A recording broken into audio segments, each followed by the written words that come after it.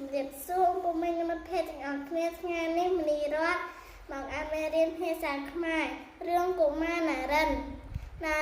រស់នៅតាមមាត់ទន្លេឪពុកណារិនបានបង្ហាត់ណារិនឲ្យចេះហែលទឹកតាំងពីក្មេងណារិនព្យាយាមហ្វឹកហាត់ហែលទឹកយ៉ាងស្ទាត់ជំនាញថ្ងៃមួយមានក្មេងមួយក្រុមកំពុងហូបកញ្ជើលេងទឹកទន្លេខាងក្រៅផ្ទះណារិនមួយសន្ទុះក្រោយមកស្រាប់តែឮសំឡេងក្មេងៗស្រែកជួយផង